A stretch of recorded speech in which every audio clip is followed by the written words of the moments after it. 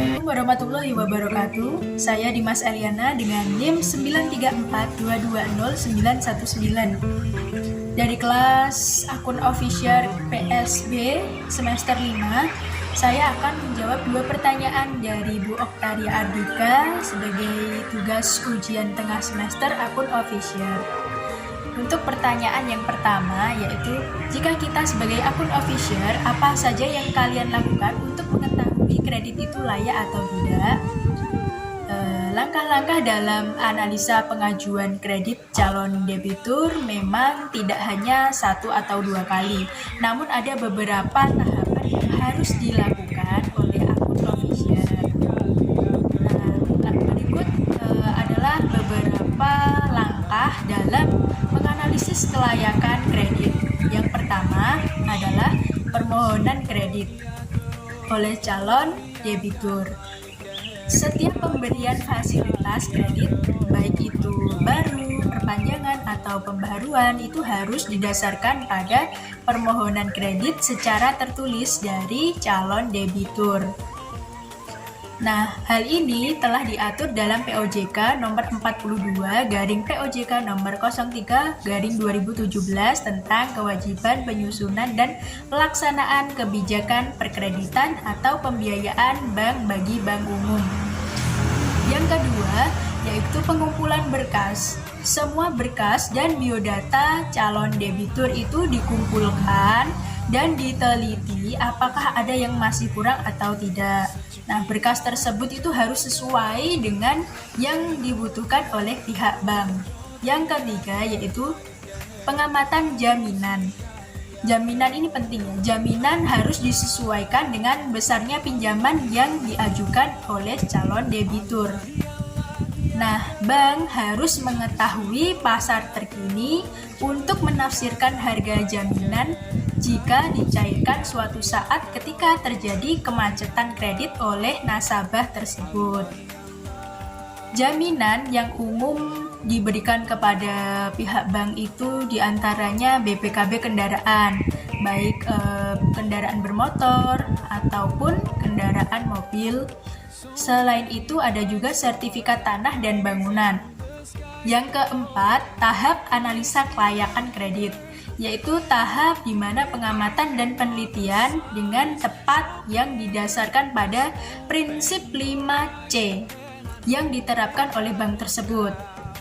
Bisa juga menjadi alat untuk pertimbangan kelayakan kredit calon nasabah. Nah, prinsip 5C ini meliputi yang pertama karakter, yaitu analisis dengan melihat karakter calon nasabah dan juga tentang ketertibannya dalam membayar kewajiban pada bank lain. Kemudian yang kedua kapital, yaitu bank harus menganalisa modal yang dimiliki oleh calon debitur, apakah struktur modalnya itu bagus ataukah tidak. Nah, yang ketiga yaitu capacity, yaitu bank wajib menganalisa kemampuan calon debitur dalam membayar kewajibannya kepada pihak bank dengan cara mengetahui bagaimana calon debitur itu memimpin perusahaan atau mengelola usahanya. Kemudian ada condition, yaitu analisa ini meliputi analisa terhadap variabel makro perusahaan, baik variabel regional, nasional, maupun internasional. Kemudian yang terakhir ada kolateral, yaitu jaminan. Jaminan calon debitur yang tidak bisa menutup kemacetan calon debitur di masa depan. Hal ini patut dipertimbangkan juga. Selain itu ada juga prinsip 5P dan 3R. Untuk prinsip 5P itu terdiri dari party, kemudian purpose, payment, profitability, dan protection atau perlindungan. Kemudian yang 3R itu terdiri dari return, repayment, dan risk bearing ability. Kemudian pertanyaan yang kedua, jika ada hambatan atau kendala yang dialami nasabah dalam pandemi COVID-19, kemudian yang akhirnya menyebabkan nasabah tersebut tidak dapat membayar cicilannya sesuai waktu yang telah disepakati. Lantas, apa yang harus dilakukan sebagai akun official? Nah, Upaya yang dilakukan oleh akun official dalam pencegahan pembiayaan bermasalah adalah dengan cara yang pertama, berhati-hati dalam pemberian pembiayaan. Kemudian yang kedua, melakukan pendekatan kepada nasabah. Yang ketiga, mengadakan pengawasan pembiayaan terus-menerus. Selain itu, ada juga beberapa cara yang dilakukan dalam menyelesaikan pembiayaan bermasalah, yaitu dengan cara yang pertama, rescheduling.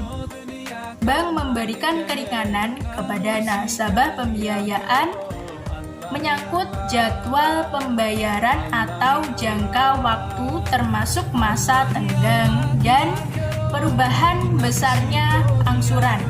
Nah, misalnya perpanjangan jangka waktu pembiayaan dan memperpanjang jangka waktu angsuran atau cicilan. Kemudian yang kedua, reconditioning, yaitu bank mengubah berbagai persyaratan yang telah disepakati dalam akad. Jadi bank yang merubahnya. Kemudian contohnya itu seperti penurunan suku margin, maksudnya agar lebih meringankan beban nasabah. Kemudian yang ketiga ada juga restructuring, yaitu bank menambah jumlah pembiayaan atau menambah equity dengan menyetor uang tunai. Yang keempat yaitu kombinasi dari ketiga jenis yang telah saya sebutkan tadi di atas.